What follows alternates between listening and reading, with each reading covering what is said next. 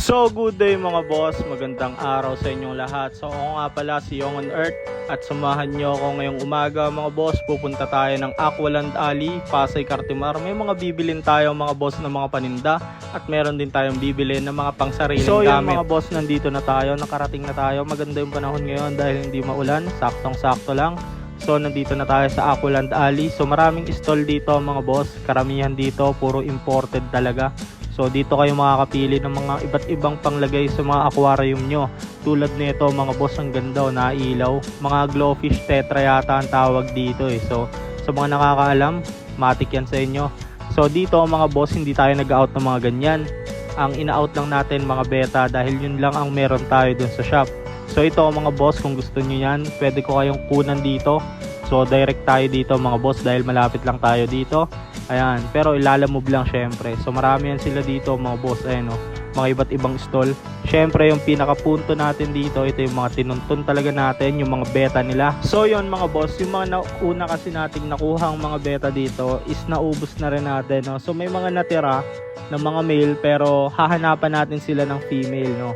Sana meron tayo ma-out kasi maraming naghahanap sa atin ng mga pares ng mga beta, siguro pang breed nila, no? So maganda rin naman mga boss kapag imported talaga yung mga beta nyo dahil quality rin talaga. So sana maparami nyo yung mga pinagkukuhaan yung beta sa akin, no? So tignan nyo to mga boss, mga candy yata to o multi-koi, no? Gaganda mga boss, tignan nyo naman, mga full color talaga. Pero hindi tayo kukuha nito mga boss dahil ang hanap natin yung may mga pair. So karamihan dito mga boss, yung mga yan, mga multi na yan, mga walang pares yan, puro male lang. Meron nga pala dito sila mga boss, itong mga koi fish, ayun, ang lalaki. Oh. Itong mga koi mga boss, ang gandang tingnan yan kapag nasa pond, no, lalo yung malalaki. So nakita nga pala ako nun, ang ganda nun mga boss, kaya sana magkaroon din tayo niyan balang araw. Pero ayoko silang ilagay sa aquarium lang, gusto ko sa pond. Ayan mga boss, ito yung mga beta na pipiliin natin. So maghanap tayo ng mga magaganda pa dito. Ayan, dahil maraming tao nga pala dito, so marami din talagang nabili ng mga beta. So sana may mahunt pa tayo ng mga beta na ilalagay natin sa ating shop. So yun nga mga boss, no, dahil nakapiling na tayo ng iilan nating mga beta. So sakto lang din naman yung kinuha ko, no, para sakto lang din sa lagayan natin sa shop. Dahil ilalagay ko lang din sila sa mga beta tanks na lang natin. Siguro yung mga female, ilalagay ko na lang sa mga bote.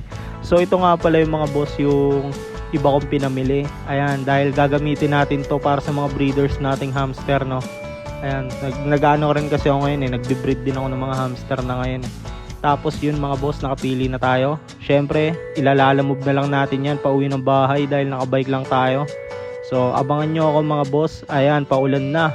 So sana makauwi na tayo ng maaga para di na tayo abutan ng ulan. So ito nga pala yung rider mga boss. Ayan, so dalawang rider yung ginamit natin para ma-ship yung mga beta natin. Ito yung mga napili natin mga boss, oh.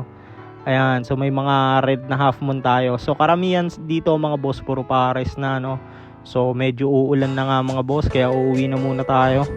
So tara, balikan natin yung bisikleta natin mga boss. Andito yun eh. Ayan, oh. Ayun, pinaparada muna natin dun sa pinagbila natin dito kay la Madam Marcia, no. Yan mga boss, maraming ano dyan, maraming mga pets din dyan.